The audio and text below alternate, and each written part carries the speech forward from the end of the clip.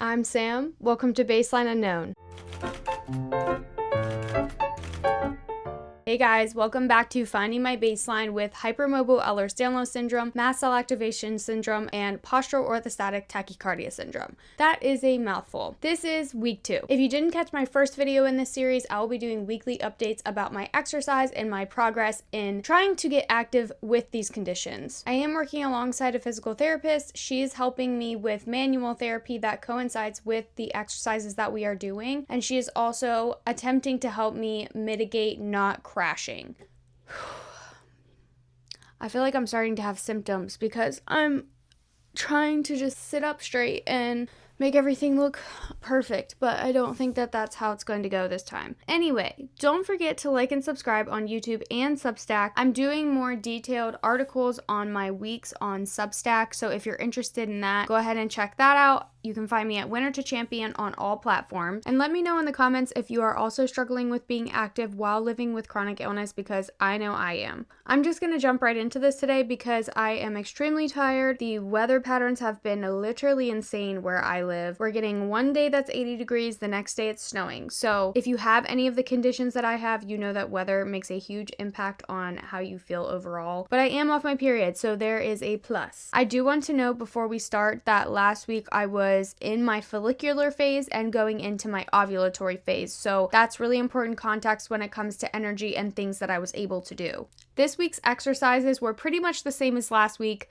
with a few additions, not really much. This week I was doing supine abdominal breathing, supine abdominal bracing, supine bridges, and this week we added the ball for stability and just to keep my legs from moving around. We also added ball squeezes, so we put the ball in between my legs and I'm lightly squeezing, and also supine glute set for a 3 to 5 second hold for at least 5 to 6 reps, if I can get to that. If I'm having pain, I am not continuing with an exercise because we're not trying to flare my pain. A lot of times if the pain flares, then all my other symptoms are going to flare, and that's just not good for anybody. On Monday, I woke up feeling somewhat decent and I tried to ride that through most of the day. Normally I have a really hard time pacing myself when I feel like that because I'm always wanting to get everything done when I feel okay, but I know that that leads to flares. I did have some fatigue after the exercises, but I think that's still to be expected because the muscles are still extremely weak. But I also didn't have as much pain as I did last Monday, so that is an improvement. Tuesday was physical therapy day, and this session we really spent a lot of time talking about my increasing neurological symptoms. We ended up doing manual therapy on my lower abdomen and my legs, and we also did exercises together so that she could watch to make sure I was doing everything correctly. She ended up adding the little bit of extra stuff to the exercises, and I think they were good additions, not too much for this week, and I'm going to most likely bring that into next week as well. Wednesday turned out to be really busy, but I still was feeling okay. The weather was holding steady and it was kind of warm outside. I was worried though throughout the day that I was going to overdo it. I was constantly thinking about it and really trying not to do too much, and I was watching my pace points throughout the day religiously. Because I was so busy, it literally slipped my mind to do exercises. So while I was in bed and reading on my Kindle, I know you're not supposed to have blue light before bed, but I can't help it sometimes, I did my exercises while I was reading, and honestly sometimes I feel like when I'm distracted like that, I can focus on doing exercises better because I'm not focusing on the pain. I don't know if that makes any sense, but it ended up working. Thursday I took as my rest day because the last 3 days were extremely busy, and with physical therapy I was a little bit sore, so I really wanted to give myself time to relax. And the weather also decided it wanted to drastically change. It was 75 degrees on Wednesday, and then on Thursday it decided it wanted to literally snow. I am not kidding. Thursday was still productive though because I did have my appointment with my primary care doctor, and we're scheduling tests to look more into the neurological symptoms that I'm experiencing. I'm so thankful that they are actually just listening to me and scheduling tests. I truly wish every physician was like that, because if we ordered tests and focused more on having more data to look at, I feel like we could rule things out so much faster and with a lot more accuracy. Friday, I was still very fatigued from the weather, and normally I would have had 2 infusions in the week, but this time I only had an infusion on Friday. So once I had my infusion, I did feel a lot better. I did end up doing all of my exercises at home, but I did did have increased pain in my lower back that ended up turning into nerve pain that was shooting down my legs, which is no fun. I was very proud of myself for doing my exercises though, because Friday was one of those days that I just did not want to do anything because I was fatigued. However, I know skipping multiple days in a row can just set you back farther and farther. Overall, I think it was a really productive week. I feel like I had more energy than I normally do, and again, I think that can be contributed to the fact that I was in my follicular phase and also going into my ovulatory phase. Now, going into next week where I'm going to be going into my luteal phase, that is going to be an entire different story. A couple good things that happened this week. I feel like I was able to function pretty well with only one infusion, which is pretty big because normally I can only survive if I have two. I definitely noticed that I had less pain in my pelvic floor area during the week, but I did have more pain in my upper back and my neck. But still, it wasn't as severe as it normally is. And I also danced in the shower. And for context, I'm normally sitting in the shower. So normally I just have to take those times when I feel good and not worry about the repercussions, because sometimes you just have to dance in the shower. Things that I am worried about moving forward. I am very fearful that I am pushing too hard, and I'm really trying to figure out how to pace. It's very difficult when you have ADHD and when you have so many things that you want to get done. I know that doing these videos and stuff are taking more energy than I normally would, but I feel like it's important to document these things, so that's something that I'm trying to work through. I am afraid of my luteal phase. I only get about a couple days, I'd say 3 days at most if I'm not flared, where I feel decent, I feel like a balanced human being, and then once my luteal phase starts to kick in, I am a lot of times afraid of myself. I'm worried that since I started this program while I was just starting to bleed, I really had a clear mind in the beginning of it. I'm afraid that I'm going to drop off in my luteal phase because I feel like I become a completely different person. I've really asked my husband to help me with that, to kind of notice when I get there so that he can encourage me to do these things even though I'm feeling absolutely horrible. And just for more context, I do have premenstrual dysphoric disorder, which is extreme premenstrual symptoms that can include suicidal ideation, suicidal thoughts, extra fatigue, just anger issues, like so many different things that are caused by that crazy shift in hormones before I start bleeding. I am trying to figure out with my doctors how we can change this. I'm looking at diet, I'm looking at hopefully exercise will help. We're doing as much as we can to lessen those symptoms. And I don't know if that's just me or if other people deal with that too. Anyway, that turned into a really long monologue. I'm also struggling with eating enough. I feel like I'm not eating enough to be able to gain muscle, but I also feel like I'm not active enough to gain muscle at this time. That's just something to note for this week, that I was having trouble eating because I do have more pain when I eat, and all of the mast activation issues come up with eating. There are always things that are going to be good and there are always things that are going to be hard, and I just really want to add both of those things to these videos so that we know that there are going to be really awesome things like dancing in the shower that happened during the week, and then also being deathly afraid of my menstrual cycle changing. I think that is all for this week. If you have any questions or concerns, or if you just want to tell me what you're going through, please leave all of that in the comments. I hope you all had an amazing week, and I am looking forward to what next week has in store. And don't forget to celebrate every win and champion every battle. I love you all.